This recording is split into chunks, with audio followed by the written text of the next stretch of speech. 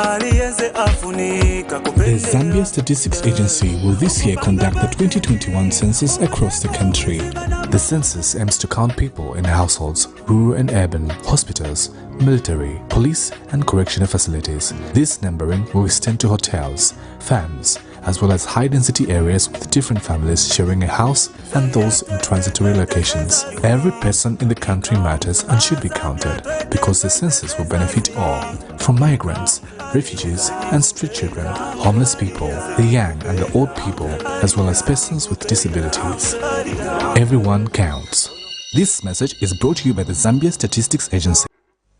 And now the media news in detail. A 49-year-old man of Lusaka's Linda compound has been committed to the Lusaka High Court for sentencing after being found guilty of engaging in an incestuous sexual affair with his biological daughter, who later bore him a son. This was in a case in which Roderick Nyambe, a farmer, was facing one count of incest contrary to the laws of Zambia. After admitting before the Lusaka's Magistrate Court last month that he sexually abused his biological daughter until she became pregnant and later bore him a son, 49-year-old Roderick Nyambe of Linda compound is likely to face not less than 15 years behind bars after the court found him guilty. The convict has been committed to the Lusaka High Court for sentencing, as the subordinate court powers of sentencing in relation to the offence are limited.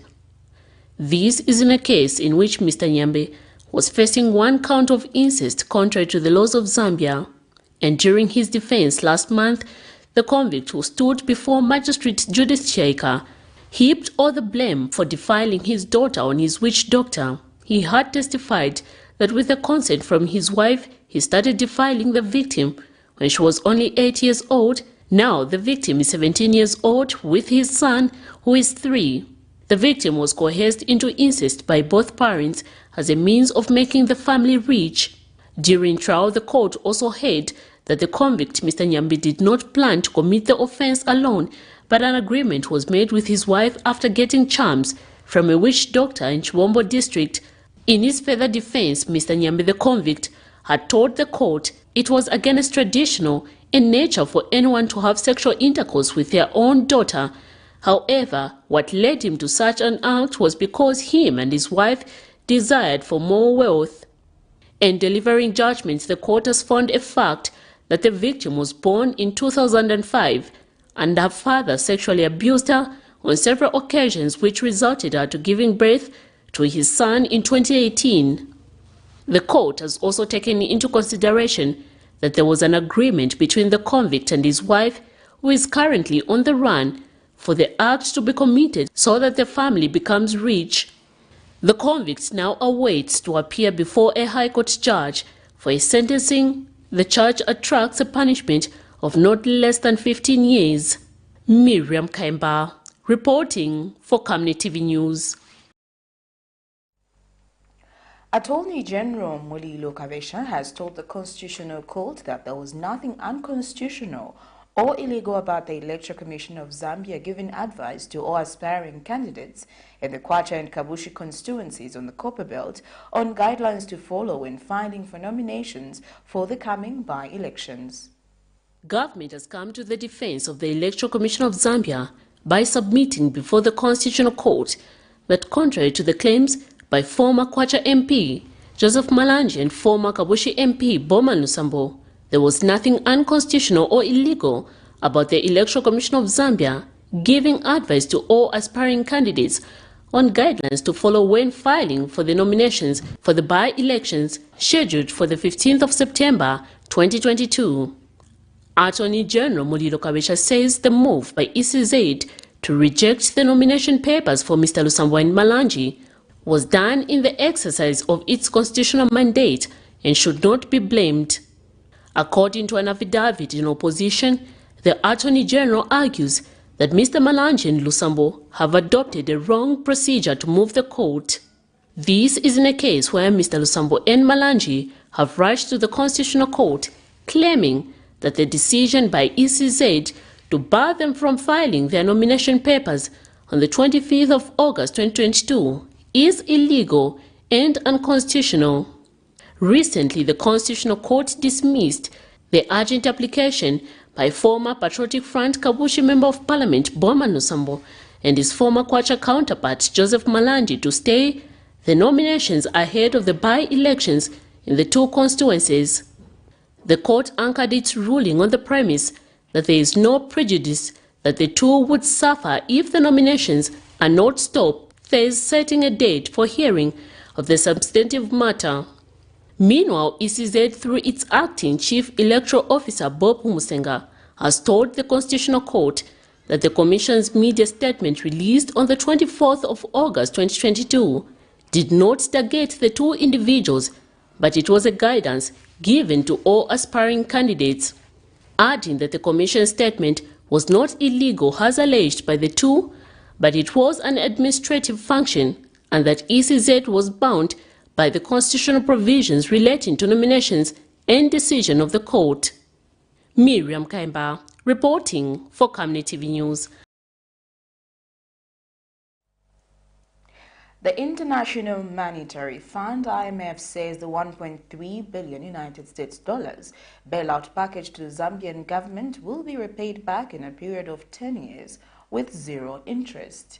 IMF resident representative Preha Sharma says the 3-year package is meant to help restore macroeconomic stability and improve the livelihood of the Zambian people. The debates on whether Zambia will successfully acquire an IMF bailout package has been put to rest after the IMF board approved about $1.3 billion United States 38 months ECF arrangement for Zambia to help restore macroeconomic stability and foster higher, more resilient and more inclusive growth. And the IMF resident representative Preha Sharma, who spoke at a meeting in Lusaka Thursday afternoon, has encouraged the Zambian government to continue implementing laws and regulations around government purchasing and pay more attention to transparency, spending and debt accumulation, as this will promote transparency so that it is clear for everyone how taxes are being spent.